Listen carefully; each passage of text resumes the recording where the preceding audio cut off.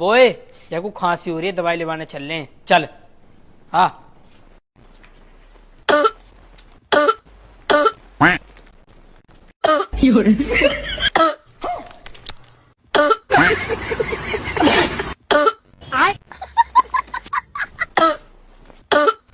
I